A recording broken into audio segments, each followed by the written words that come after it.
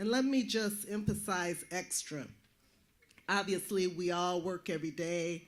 We're all trying to figure out how we make it. But I do think that there is a reality to having extra hoops to jump through.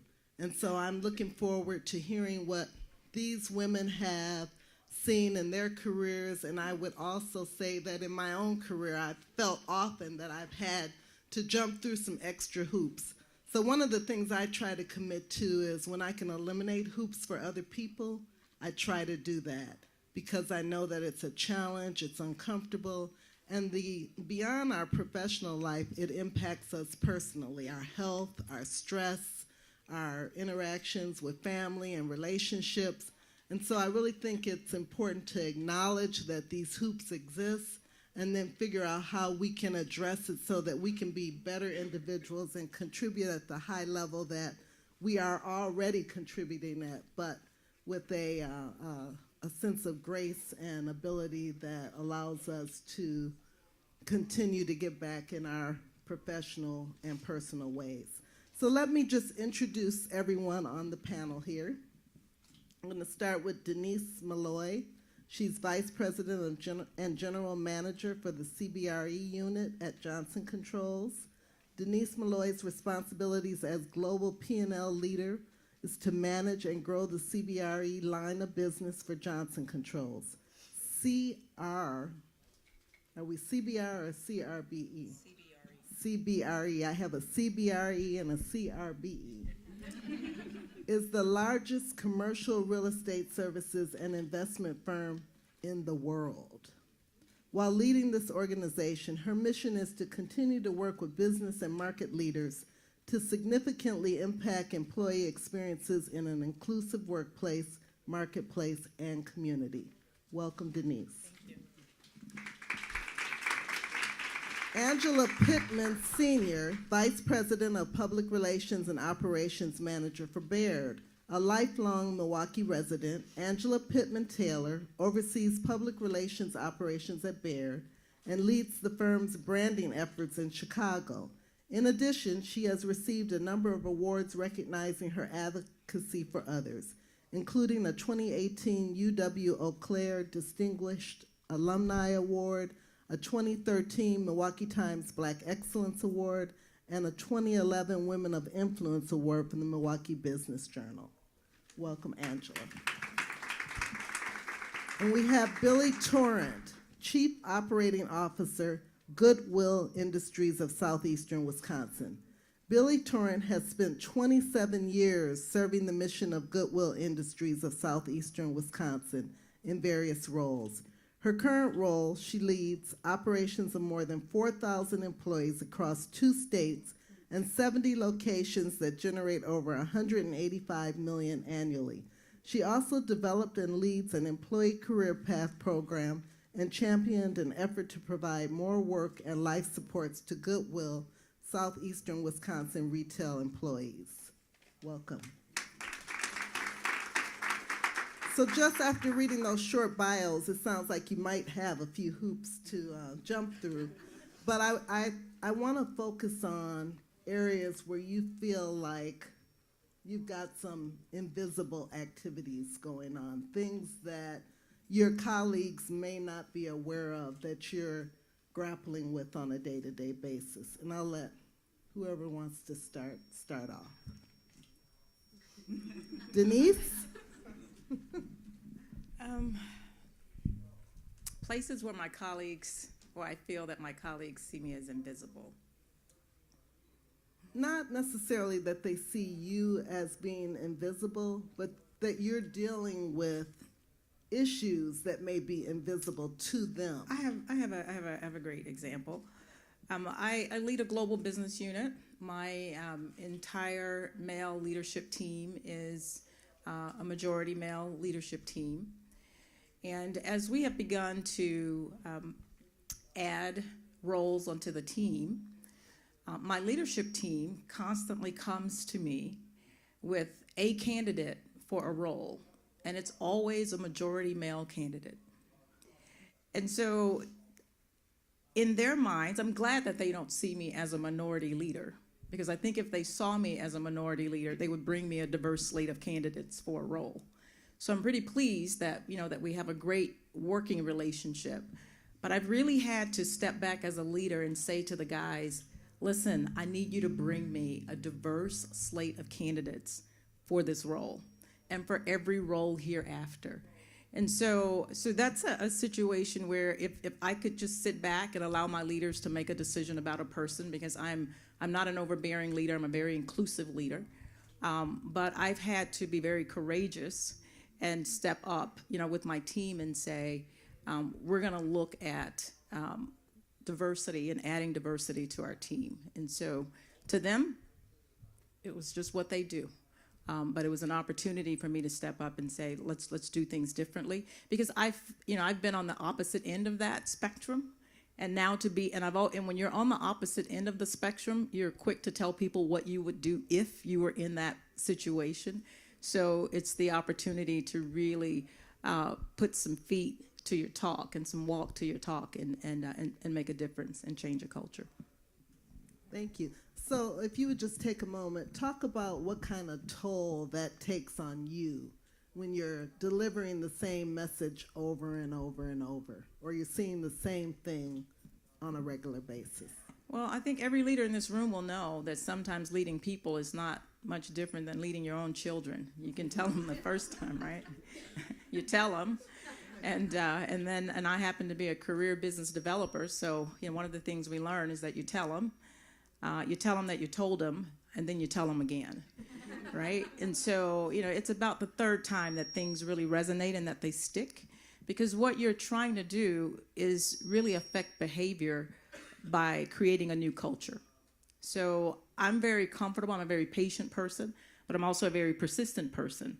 So I will tell you as many times as I need to tell you, because I'm not as concerned about being right and having you follow my direction the first time as I am about getting the result. And so getting the result is about changing hearts and changing minds, so that not only will your behavior change, but your thought process around what you're doing will also change, and you'll see the value in ensuring that you bring diversity to the table. Thank you. Billie, Goodwill does a lot of work to help remove barriers to employment. Can you give us some insight on what some of those barriers are and the effect they can have? Absolutely. First of all, I'm blessed to work for an organization like Goodwill and to have been serving the mission for so long. We have served about 50,000 individuals last year, placing 10,000 folks into jobs. And a lot of times when people think about Goodwill, they think our primary source is to serve individuals with disabilities, which we certainly do serve individuals with disabilities, but there's a lot of other disadvantages that people have that come to us, so a lot of other hoops that they have to jump through. Some of those might include a criminal background, a history of substance abuse, English as a second language, or literacy issues. So there's a lot of disadvantages that the people that we serve face, and that's probably about 80% of that 50,000 that we served last year. We've come to a different realization, though, kind of in the last several years with our own operations that we have with our laundry operations, our food service operations, and primarily our retail stores. That's our largest business line. And one of the things that we've recognized is our workforce, even though they weren't going through programs, a lot of the people that we employ in our retail stores and donation centers also have a lot of invisible barriers to employment that we weren't aware of. When they came in, we don't go through the same intake process that we do with our program participants, so we were oblivious to what they were. But when you go and work in our store and donation centers, it was very obvious that they were facing a lot of the same barriers to employment. So one of the things that we've started to recognize to really deepen our impact as an employer of choice and really serving our employees in the communities we serve, where we're in outlying communities, not running as many mission programs, is to really start to focus on some of those invisible barriers that our workforce in retail has. So you have your own story of invisible struggles. Would you share it with us? Sure. I said I've been at Goodwill for 27 years, And I started as a cashier in 1992, and I worked my way up through the retail organization to my current role now overseeing other operations. And most people in my organization, they knew my story, that I started at retail, that, as you mentioned in my bio, one of the things I'm passionate about is the career path program, because obviously I had great mentors along the way that helped me jump through the barriers of going back and getting multiple degrees in education and learning along the way. But what a lot of the people that work in my organization did not know is that when I started at Goodwill, I was a teenage mom, single, had dropped out of high school, and was really just struggling to put food on the table. And so I came to Goodwill to get a $4.25 an hour job. I had transportation issues. I had childcare issues because I was trying to figure out a way to go back and get a GED and really start to turn my life around. So I know that there's a lot of other Billies in our workforce now, a lot of people that are just like me. But if you'd have asked me when I was 19 if I was disadvantaged, I would have told you no. I didn't think those things were disadvantages. I just thought that was my reality. Thank you. That's probably why your programs are effective, because you've had the experience, you know firsthand what challenges people face. And I think that happens in a lot of settings where people design programs or opportunities and they've never had a firsthand experience, and so they don't have a good result. So thank you for that. How can other organizations implement a model like Goodwill's? Well, one of the models that we've implemented to help with our retail employees, knowing that we had folks with the same types of disadvantages or many worse barriers than I had ever faced, we took a look at, it's one thing to know your workforce has disadvantages, it's another to really know how to help them and how to help them get through that, right? So we had to leverage data and kind of start at that point. So a couple years ago, we implemented a survey for our workforce, and we asked them all kinds of questions about their transportation situation, their living situation, their educational background, if they could read, you know, their what if they lived with their parents, or other disabilities or disadvantages that they had. And obviously, if anyone from HR is in here, you're going, you can't ask people that. So this was a completely anonymous, voluntary survey that nobody had to take. It was, you know, all the records, as Jackie, my CEO, likes to say, we kept that like Lake Michigan in between their employee files and what the survey said. So no cross-referencing. So from a legal standpoint, wanted to be clear. We were very happy when we explained, I mean, we sold it as we were trying to learn more about them so we could help them navigate through the challenges that they had in life. And out of our about 3,000 retail employees, just over 2,000 took this voluntary survey. So we were super pleasantly surprised at the result of it. What we were unpleasantly surprised about was we found out our workforce is facing homelessness. A lot of people had English as a second language, couldn't read, needed child care and couldn't get it, or transportation services, or were hungry, you know, didn't have a means to put food on the table. And then the other thing is a, you know, organization that employs people with disabilities. We found out a lot of our retail employees had disabilities that we didn't even know about. They were never disclosed because they weren't necessarily things you could see, such as a learning disorder. So we took this information and through the resources that we get from our Retail Roundup program, so we saw this as an opportunity to invest those funds back in our workforce and try and help them overcome their invisible barriers. So we created a position, multiple positions, that we call Goodwill Way Guides. And so what they do is they're assigned a territory of about 7 locations, typically close proximity for stores and then our other retail operations. And the guides go out and meet with the employees. It's 100% voluntary, whether or not they want to work with them. And they're, really receptive to trying to figure out ways that they can either individually help them, work with them one-on-one, or it might be a referral to another agency. So if they're facing homelessness, they can provide, short-term living situations for them or resources for that. It might be a food pantry or a domestic violence shelter. So they are connected to resources, but then they also work individually with the folks one-on-one.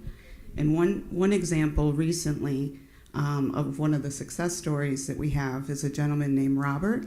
He's a donation attendant at one of our Illinois stores. And so Robert, what we didn't know at the time when he came to work for us is he had been significantly abused as a child, much to the point where he didn't go to school very often, and he was beaten so bad he had developed brain damage. And so when the guide came out to his store and asked to start working with him if there was anything he needed or she could help him with, he said, I'd really like to learn to read. If you could help me with that, I would be very grateful. So she started working, this is, one-on-one with him on his off time, but she was working on her Goodwill time, and she found programs on the internet where she was able to sit down with Robert and do spelling and small words, teaching him how to read. And over time, he got better and better. And then last year, when we went for a management meeting with our employees, we call them town halls, we do every year, one of the things that Robert said in the town hall was, I really want to thank Lauren for all the work she's done, because for the first time in my life, and I'm 65 years old, I read a book last week. And so we did a mission video on Robert to share at our annual fundraiser if anybody was there. But one of the things in Robert's own words that he said in that video was, when I came to Goodwill, I was a nobody, and now I'm a somebody. So those were some significant invisible challenges that our workforce faces that we're hoping our Goodwill Way guides will help us overcome and help them be more successful. Because, the challenges I had and the challenges Robert had, it's kind of hard to hold down a job and be successful at it when you're facing things like, how do I get to work? And I'm hungry and I can't read to do my job properly. Thank you for sharing that. One of the things that you said when you were sharing your story was that you didn't see yourself as being disadvantaged. When I think about D&I work and what I believe people are thinking generally, I wonder whether people see diverse individuals in various roles. So you're a COO. Mm-hmm. You all have positions that are of influence. When you think about people seeing you in your role, have you found that to be something that you've overcome? Was it a challenge as you move to the next level? Do you think people believe that you should be in those roles because you're diverse? What are your thoughts on that? Well, I'll just jump right in here. I would say, for me, it really has been, in terms of building my career, I have never felt like there was a barrier necessarily because I'm a person of color in the way that I present, but I also know that I come to work in a certain package that is more amenable and acceptable to the environment, so that I'm minimizing the chance that anybody who might be uncomfortable with me would raise a barrier to my ability to advance to that. So that's part of one of the invisible challenges, I think, when I answer your question, for me, is really around code switching. And, if you're not familiar with code switching, literally it's about language. It's about choosing different language and different ways of speaking and presenting and talking for different contexts. And so everybody code switches to a certain extent. But for people of color, it is not so much about not wanting grandma to know we curse. It is more about trying to create a persona that is minimally offensive, minimally threatening, so that we can continue to advance and have fewer barriers to our ability to go forward. So from that perspective, I would say that because I show up in a skin that I feel is crafted to fit in as best as I can, because I don't actually take my blackness off when I go home, so it's just kind of there all the time. But that I tried to create a persona where, there are fewer challenges to my ability to advance. There's a smile on the end there. I think you might have a little something to say. No, I was just trying to look away. As much as I think we've progressed. I mean, I'd have to be 1,000% honest and say that once I took on my last role, I mean, I served in eight years as an individual contributor. And when I decided to leave the company, they said, no, come and take a corporate job. So they created a job for me. It was in my wheelhouse, something I loved doing, uber successful. We merged with a company, and I said, I feel vulnerable because I'm overhead and I'm not tied to a business. So I became the sales leader for one of our very profitable businesses for about 4 months. And then they transitioned me into the role that I have now. And so there were individuals that said, how could she get that role? Why is she in that role? So there was a lot of chatter, about why it had been, and mind you, within, I guess, 20 months, 18 months, I was in my third role. And so it was a very high profile role because our C-suite is very engaged in my business. I spend a lot of time with the CEO and our entire C-suite and presidents as it relates to what I do. So I was surprised that anybody would even think for one moment that I wasn't qualified, right? But it was a reality that I did in fact have to accept and deal with. So Denise, you considered leaving a job because of lack of representation. Can you tell us a little bit about that? Yes. I'm just a very direct person. So for me, I mean, it's better to be direct. It's better to say what you mean and really mean what you say. And so, I think about my current job, and I'll just be very candid with you all in this room, since this is a close, intimate setting. And no one's going to talk to any of their neighbors who work with Johnson Controls about me when you leave, right? So what's said here stays here. But when I came to JCI 12 years ago, I had worked for Xerox out of college, had one of the best diversity programs in the world, one of the best training programs in the world, and I piloted a new training program. And so I thought all of corporate America worked like Xerox. I left Xerox. I went to Wall Street as a vice president in the private bank at JP Morgan before Chase bought Morgan. If you work on Wall Street, they don't care about what you look like. They don't care where you went to school. All they care about is how you're going to help them make money. And I was very successful. So I left Wall Street, and I couldn't take the travel. My husband wouldn't move. I had 2 small girls. I wanted to be a mommy, so my recruiter said I can get you a job making the same money at Enron. So I go to Enron. I have another very successful run, meet the president 3 weeks into our CEO of our business 3 weeks into the job. I had so much money in my options account. I would have been rich. It wouldn't ever have to have worked again if they hadn't gone under, and I'm still mad about that, right? I'm just saying, right? So I'd had a very fruitful career, coming into Johnson Controls. So I decided I wasn't going to go back to work until my girls were out of high school. I want to get the call about coming to work for JCI. So a lot of my friends at Enron had come from Johnson Controls, and when Enron went under, they came back, as did many other people who worked at Enron. So I called up somebody and said, hey, is this a real opportunity? Can I make money? They said, yes, a lot of money. They told me how much. It was a lot of money, and I said, okay, I'll take the job. And I took the job because I could work in Texas, and I didn't have to leave home, so it was wonderful.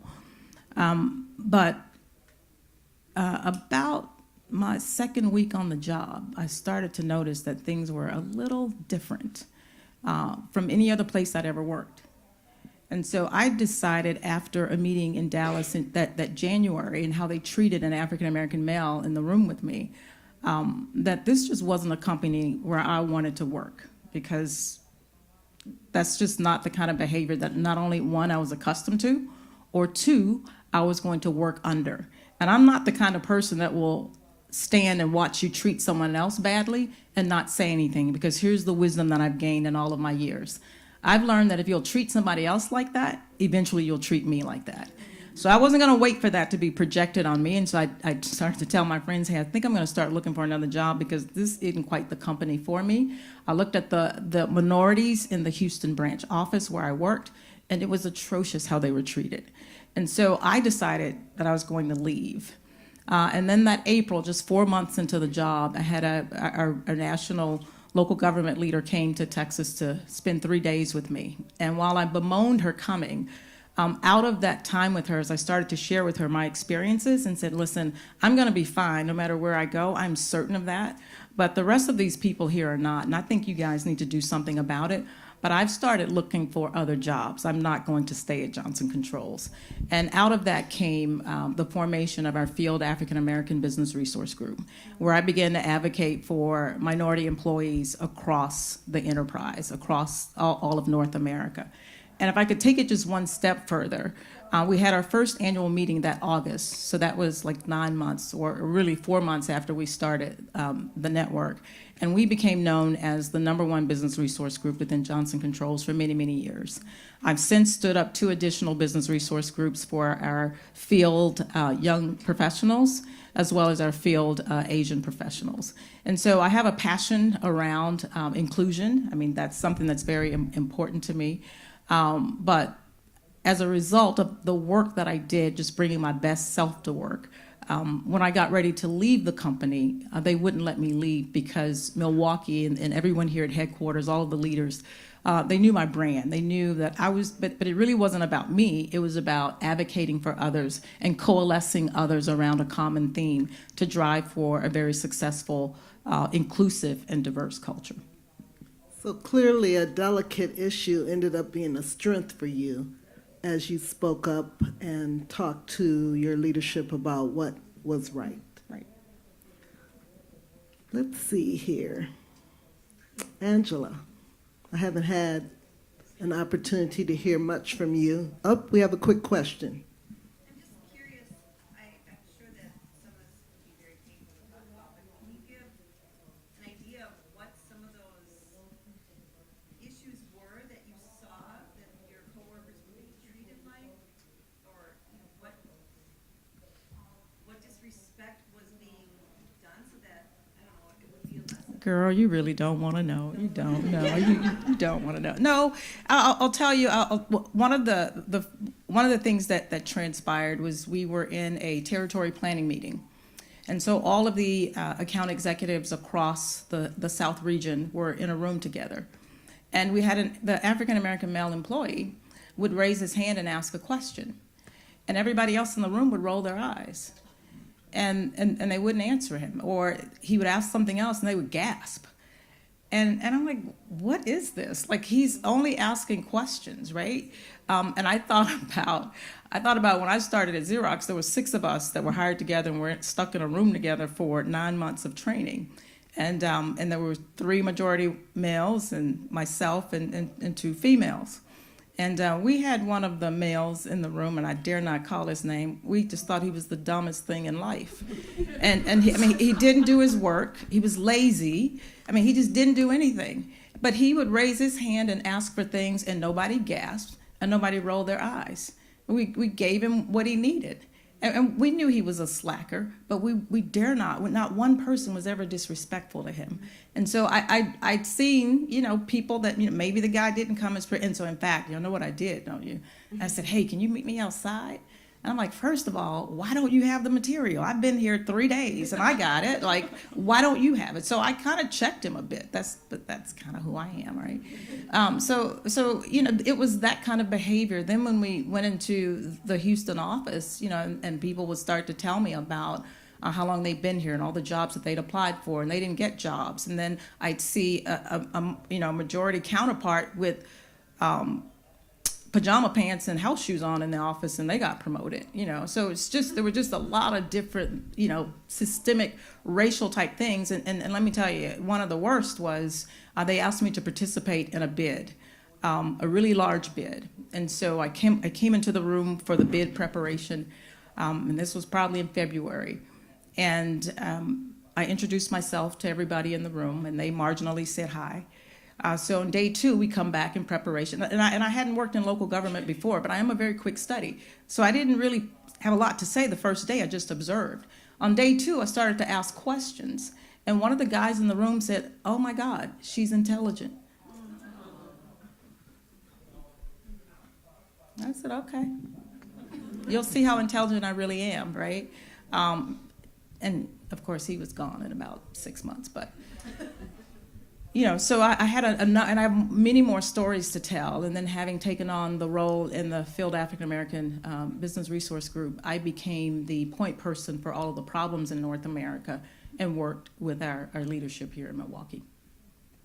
Thank you. Angela, I want to just jump over to you quickly. Can you talk a little bit about the toll that it takes on you to do code switching? And I want to clarify, we're not talking about being professional, because we're all professional, but you're talking about some subtle changes, I believe, that you feel you have to make to function in a world that isn't as diverse. Because in your role, you're in a minority, both as a person of color and your gender. Mm-hmm. Yeah, I would say there's a significant toll, and it comes from different aspects. So I would say, number one, it is a lot of work to constantly repackage yourself for an environment that is not very likely to meet you halfway, and very likely to judge you harshly for having a bad day or even a weak moment. So to constantly be repackaging yourself in that manner is a lot of work, and it is very exhausting, even if you are very conditioned to it, because it's something that you do every day. The other piece of it that I think is a bit of the challenge is because it's invisible, nobody really understands that that's what you're working through. And people don't necessarily understand why it is that you feel like you need to do this, that you feel like you need to show up in this way. And so there's a lot of kind of disbelief and discrediting of your experience when you do feel brave enough to tell it. So so that, I think, is a really significant challenge and a really huge kind of toll. Now, I say that about 20 years into a career at the same company. and for me, code switching has really been less about, self-confidence. I think people who know me will know that I suffer from high self-esteem. My name is Angela, and I suffer from high self-esteem. But it really is about, my familiarity with the organization and just having an understanding of who you can trust in the space. It really is about trust. So ultimately, at the end of the day, where I sit right now, I code switch differently than I did when I was younger. And, at times I still dial it up, but where I am right now, I feel like I can bring more of myself to work. But definitely when it comes to just purely the need to code switch, showing some of your uniqueness in the workplace is really an act of bravery. And so when people extend themselves that way, and then maybe are not met with the compassion or the understanding or desire to understand, it can really kind of set you back into a shell that you really had been trying to pull out of. I was involved in an exercise the other day, and then we'll open it up for questions. And we role played insider outsider. And so 4 or 5 people left the room, and when they came back, there were 4 or 5 different groups, and individuals had to role play their way into the group. Can you talk a little bit about a time when you felt like an outsider and strategies that you used to get in, or did you fail, or what were the challenges around that kind of experience? Yeah, I definitely can. I would say it's kind of this constant feeling of slightly being on the outside, but maybe knowing just enough to fake it. So, for me, and we've been talking about code switching, what I look like when I'm trying to get in is I use my most proper English. I smile a lot. I still ask probing questions, but I do it in a very jovial manner, trying to be the least threatening that I possibly can. I figure out who is the big power player in the room and agree with them a lot. Like there are things, just really small things, only if I actually do agree with them, but like verbally and vocally do it. But there are these really small little things that kind of start to create this kind of feeling that, okay, maybe she's someone we can let in, maybe she's someone we can involve in some of these things. And of course now, I feel like I can just say outright, I want to be involved in that, can we talk about it? And it's met very differently than it was maybe, 15 years ago. But I definitely feel like there are situations still where it's like, okay, how are we going to survive this situation? How are we going to thrive in this situation? How do I need to show up? What package do I need to be in so that it can be successful? So one of the things I think about is social media, and there are pluses and minuses. But social media can make you feel like an outsider. If you happen to turn your Facebook on or look at Twitter and you see a group of people at a golf outing and you think about the fact that you were there and no one asked you to participate, or there's a birthday party and you see that everyone on the leadership team was there, but you weren't. Why? You would have gone. But those kinds of experiences, especially when you're the diverse party, can be hurtful and challenging. But I think it tells a story about the environment that you're in. So any final comments before we open it up for questions? How about some questions? Yes. I was curious about sort of work social functions. You were talking about how exhausting it is to do the code switching, and I find that I avoid those things like, okay, we're all going to go out for dinner and drinks, and you're just sort of mortified because now I've got to do this again, and then you don't have some of the common ground to talk. Maybe you're not into football and golf and some of those things that the guys are talking about. I was wondering if you could talk about sort of work social activities. Well, I kind of thrive in work social activities because people assume that I don't know or have any real input around sports, right?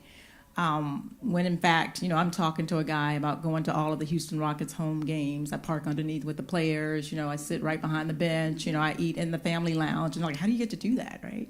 So, I have experiences, and as we start to talk about our children, well, what do your children do? Well, my children, go to an elite private school. My children, so it's amazing when people start to see that, oh my God, you're just like me. And I have experiences that are just like your experiences. And it's an opportunity for you to connect, with people on a different level, because one of the things that I found in my life is that, a lot of majority people have no African-American friends and have had limited African-American interaction. And if you did have African-American interaction, usually that African-American was in a subservient role. So you're accustomed to dealing, with an African-American from a different, that's your context, right, from which, you deal with them. And so I have the good pleasure of meeting people just sort of square in the eye, and there are things that's important to them. Like my first day on the job and the leader of my business, he was intrigued by the Enron story. So he was blown away when I said, well, the Enron whistleblower is one of my closest friends and one of my dearest friends. She can come. And so people are just amazed, like, really? And so it's almost, well, of course, I've been in business development, so I also understand the need for connecting with people. So you try and connect with your customers around something other than business first to build trust, and then you start to talk about business, right? So for me, I think it's been sort of the opposite, where I don't necessarily feel like the outcast, but it really has helped to even bring me into the fold.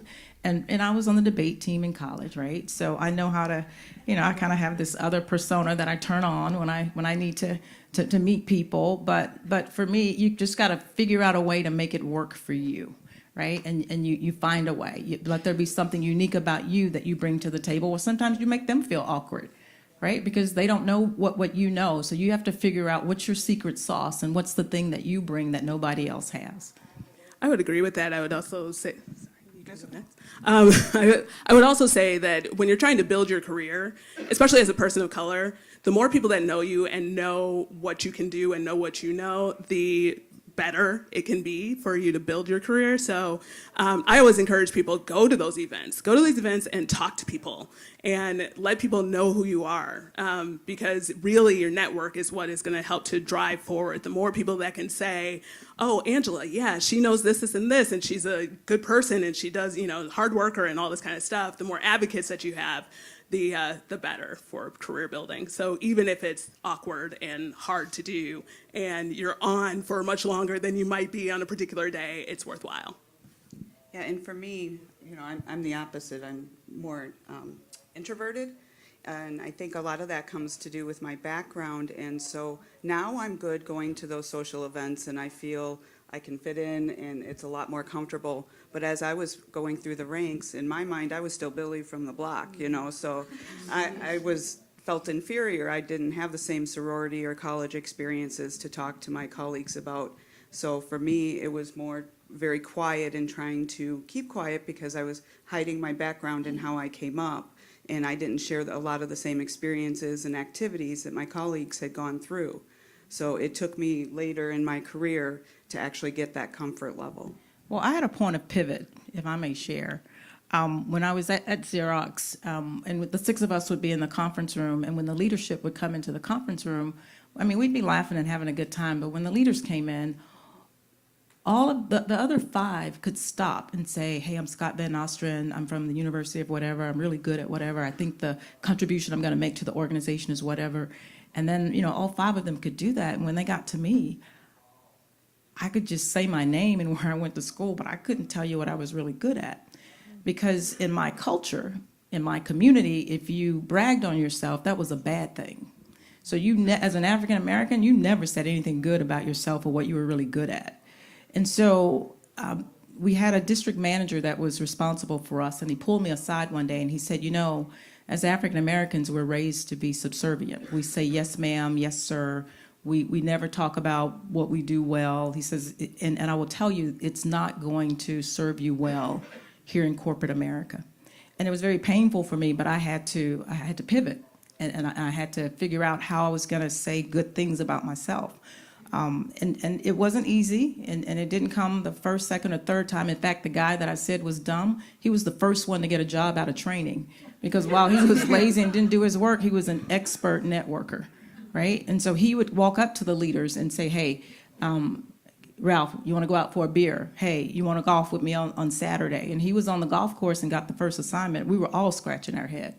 And so, I pivoted, and then when I got promoted, and when I got ready for the second promotion, I went in and I said good things about myself, and I got the job right away. And in fact, when I got ready to pivot from Xerox I sold high-end copiers, $250,000 boxes, right? But when I got ready to pivot from Xerox to Wall Street, which was unheard of, I said I'm going to do everything I saw those guys do in that room. And I will tell you guys, I was hired like the second round of interviews. And it was a huge leap. I think my salary quadrupled. It was just crazy, but I took those experiences and I employed them, and it made a big difference in my career trajectory. Now, I don't want you all to rush over to Angela when the session's done, but I'm going to ask her for a loan because she has shared with us that she's done very well in her career. It's a joke. Yeah, my pockets are empty. Denise. Angela. I don't believe that, Baird. Angela, you said it right. Okay, a couple more questions. Remember, Enron went under.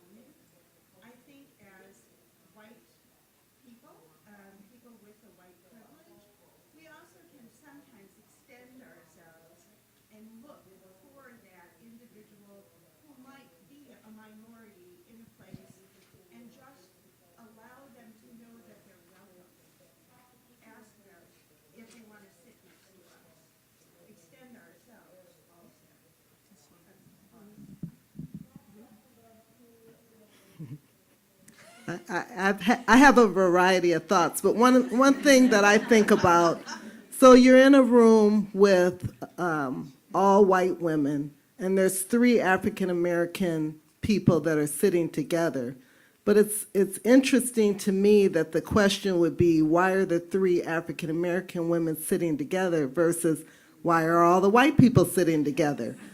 You know, and I think in a lot, when you talk about jumping through hoops or invisible thoughts or issues that emerge in our worlds, and I'll say in our worlds, there's just things that come up that are challenging. Why are all the African Americans together? Why should we have a feeling or a concern about 3 African Americans talking together in a room? Those are pressures that I think African American professionals deal with that are often very challenging, and they chip away at who you are as an individual. I can't tell you how many times in my career, if I was talking to more than 2 African Americans, there might be a little concern about, should we be talking to each other? Because someone might see that 3 of us are talking together. And then what does that mean? How is it perceived? Those are invisible issues that we deal with every day that become very challenging.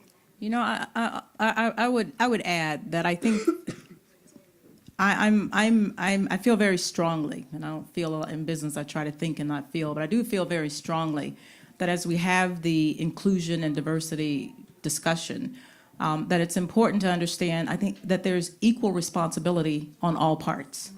That as an African American walking into a room, that we have to get comfortable, even if it means stepping outside of my comfort zone. I've got to get comfortable with walking over to Sally and saying, "Hi, Sally, I'm Denise. May I sit here with you?" Right? And I think, and if we're all in this together, then Sally has to be very comfortable walking into a room and saying, "Hi, Denise, how are you? Why don't you come sit with me? Or may I sit with you?" So I don't think we can put the blame or the onus on each other. I think it's an opportunity for each of us to walk up and to extend ourselves in the same way. And then it becomes easy. And I like organic things. I don't like things that you have to force. So if it's organic, it can be sustained. If it's forced, the moment that nobody's watching, I'm not going to do it, right? So I challenge each of us in the room to really think about how we can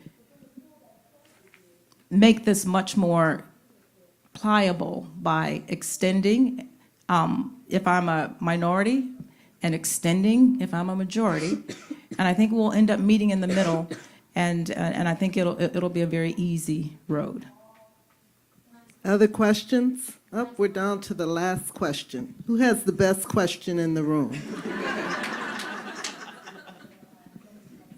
One more. Okay, in the back. No male questions? We'll have one from a woman and one from a man. Good afternoon. First, thank you to all of you for presenting. The question that I have is around readiness. So all of you have done very well in your careers. You seem very deliberate and very intentional and bold about what it is you want to do in life. So I commend you for that.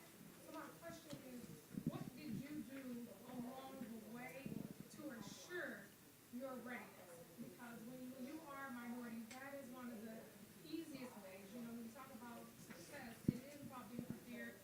It's also about opportunities. Sometimes readiness can be that barrier that they'll use to say, this is why you're not able to go forward. And you didn't even know that these were the things that you needed to do for the role that you wanted. So what were you doing along your career management to help you along the way with ensuring that you were ready? So when you had those conversations, when you had that opportunity to have a seat at the table, but when you were on that slate for that interview, you knew you were ready and you were able to be an advocate for yourself. I'll go. For me, I've always had a strong work ethic. I got my first paycheck job when I was 14 years old. So, and I've always had a strong belief that you got to do the job to get the job. So whatever it took to go above and beyond. And throughout the course of my career, I was always, as I was getting promoted multiple times, oftentimes disappointed to find that my male counterparts that I now supervise were making so much more than me along the way. But I had to take it in stride and know that I might have to do more, and I'm prepared to go a little bit harder than the next person to prove myself. Well, I think from where I sit, I did a few things, right? So I think you always invite other people into your career. So I always had sponsors and always had mentors. So always did that. But the thing that really comes to mind for me is that I never focused on a job. I never focused on the next job. I always focused on hitting the ball out of the park where I was, and I focused on self-improvement. And one of the things that I ensured that I always did is that I had outside interest and outside activities outside of my work. Because if you depend on your work for your validation and you try and sink yourself into it, you find that oftentimes you'll be disappointed. So I rounded out my skills by serving in different organizations, serving on other boards, getting to know other people, and I grew just as a result of the things that I did outside of the company. And so when I came into the company, the focus was just being the very best that I could do, killing the game. When you kill the game, your name comes up. And what happened is I've never had to ask for a job. And I've never really had to interview for a job. So just be yourself. And I would just challenge, and I shared with someone recently, I've never seen anybody who really wanted something and who kind of clawed for it and begged for it. I've never seen them do well when they finally got the job. So just focus on being, your authentic self and the best you that you can be, and ensuring that you have the relationships along the way. If you have the relationships along the way, people notice, and you'll be just fine. Yeah, the only thing that I would add is that personal board of directors is super important. But the other piece of it, too, is the definition of readiness.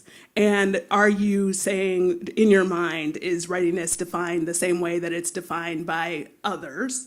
But then also, is it that you are packaging that readiness in the right way? So if you're working really hard and people still don't seem to be noticing it, it might just be the message, the PR person said. It might just be that you need to have more of that image that you are ready. So it's not faking it till you make it, it's you already have it. So how then are you letting other people know that you have it in a way that resonates so that they can't continue to pass over? You want to make it so that they can't pass you over. There's our gentleman in the back. Yes, so here's your male question. Thank you. There was a phrase that was put up by our headliner. It said, it's not diversity, it's culture. And within that phrase, I would ask if you could comment on providing some advice to leaders in the room, how to make it about culture. In other words, you have a culture that is uninviting. Give some advice to the leaders in this room on things they can do to begin to shape that culture, as opposed to making it about hiring the right diverse group. Now, how do you make the culture more inviting and more productive for diverse individuals? All right, so if I may, one of the questions that I always ask is, everybody thinks Google and Microsoft have great cultures, right?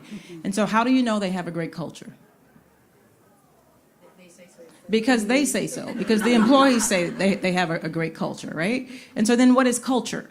Culture are the things that we do day in and day out, that we do over and over and over again. When I got to Enron, I was in training for 1 hour, and if I heard it once, I heard it 1,000 times, that the floor moves beneath us, that we are market creators. And that was the culture. We were busy, we were moving, we were creative, we were rewarded for being creative. And so you create a culture by putting actions into place and by rewarding people for the actions that you want them to take. And as people start to take those actions, you keep it front and center. You tell them that you told them, and you keep on telling them when you want the culture to change and you want the culture to shift. And when the behavior is exemplified and you're seeing the results from the behavior, you reward that, you recognize that, you showcase that, so that until everyone starts walking the same walk and talking the same talk. Culture is so important, but culture in and of itself is somewhat euphoric. It's the actions and the behaviors that we've got to pay close attention to and ensure that we're modeling as leaders and we're modeling throughout our organizations, and then we're rewarding. And then I think you start to see that shift. And I would just say there's, as part of the keynote, there was a lot of discussion about feedback and having that feedback loop and all of that. I think that's great. But there also has to be a sense of empowerment. So not just that, oh, we're talking about it a lot and I can tell anybody what I think about it, but then things have to happen. So it has to be feedback. And then people have to feel empowered to make an impact based on their feedback and to really push things forward. And I think when that happens, that's when you start to shape a culture, because then it's in the hands of the people, as opposed to being in the hands of, you know, the almighty ivory tower. We at Goodwill have actually kind of spelled out the culture that we're looking for. We are coming into our 100-year anniversary now, so we've always been supporting individuals with disabilities and disadvantages. But we like to, well, we don't really have a formal diversity and inclusion program, but we are an inclusive culture. And so we've identified what we call the Goodwill Way, and there's 3 components of that, and one is inspired by people, one is results matter, and the other is power of the whole. And we take a very strong approach to, if you don't fit that culture, this is not the right place for you, because we are very inclusive and we leverage our mission to be inclusive. Well, Denise, Angela, and Billie, thank you so much for offering your insight, your amazing group of women, and I'm thrilled that I had an opportunity to meet with you today. And thank the audience for sticking with us and asking great questions, great topic, and I think we need to hustle to the next location. Thank you. Thank you.